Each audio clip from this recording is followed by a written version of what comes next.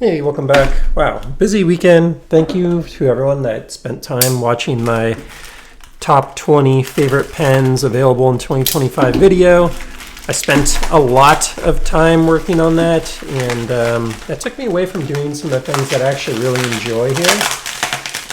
Like this, which is finding more rare pens, collectible pens. I love finding great pens. That's a key part of my collection habit, of course, but one of the other things I really enjoy is prototypes and early versions and stuff. So yeah, excited to get this one in hand. This is the first version released by Andrew Seguin at Seguin Inc. The V1, and this one was a click pen. Let me just grab a cleaning towel really quickly here. Gonna pause. All right, and we're back. I just wanted to grab a cleaning towel because this one came in a little dusty.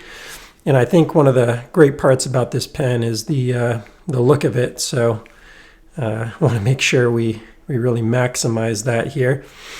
Let me get this just a bit more cleaned off, and then we'll take a look. Also noticed it came in with the pocket clip a little loose, so I'm going to try and tighten that while we're at it.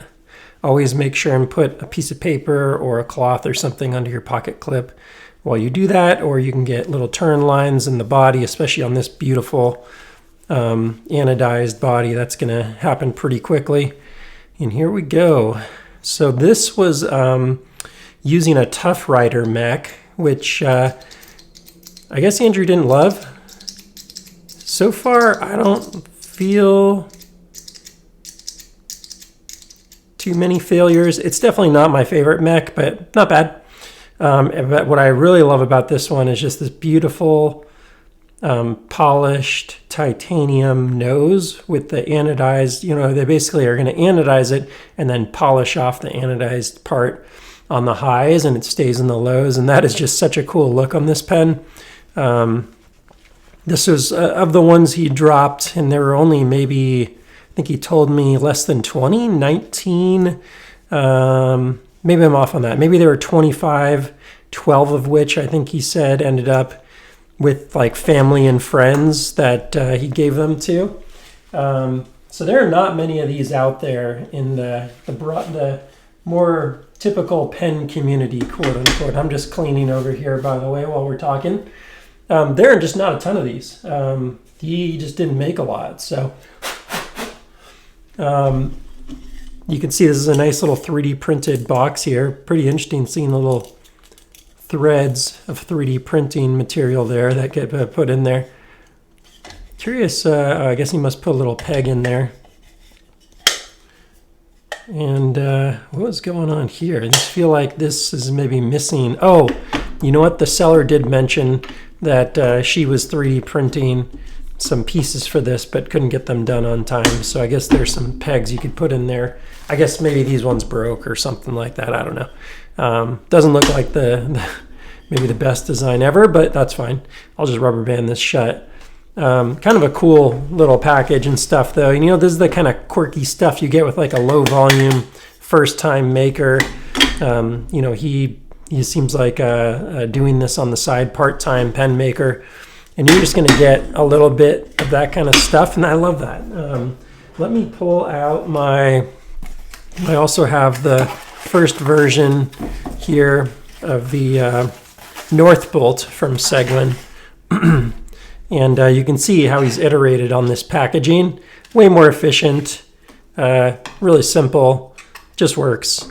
So these are two very, very different approaches despite the writing grip area. The grip area looks like it might be the same exact CAD. No, this nose looks like it's a little longer now. So that's interesting. And the body's about the same diameter. I can't tell. This one might be like 1/10 of an inch or 100th of an inch rather wider, but they're pretty similar.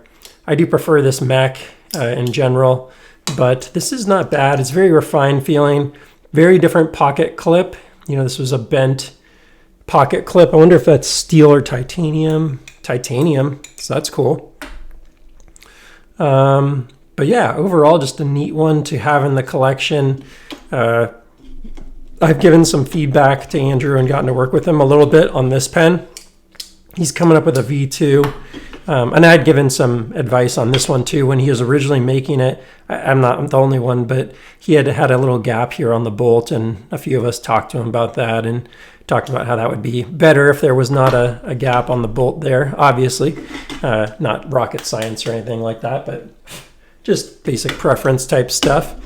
And he's been very responsive to that kind of thing, and that's what you love. He's obviously just a one-man shop doing this on the side, so you're not going to see a ton of volume, which, again, is kind of the theme of this video. This is more of a collectible, found a little bit of, I'd actually really liked the look of these when they first came out, and a couple of my friends had gotten them, and I missed the drop, and I was just kind of like, I always really kind of wanted to get one of those.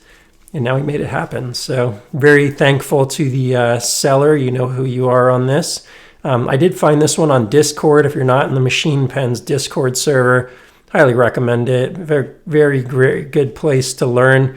It's kind of like Reddit on steroids. There's a Reddit group for machine pens that's also very productive, and highly recommend being there at a minimum.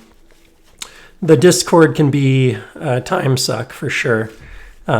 But overall, it's a great place to find pens, connect with people, talk, learn, and so on. So for that, I see it as very valuable.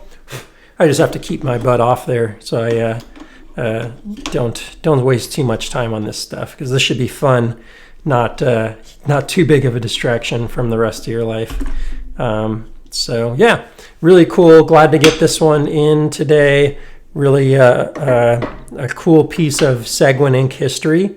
And that's all for now. If you enjoyed, please feel free to like and subscribe, and I will see you on the next one. Take care.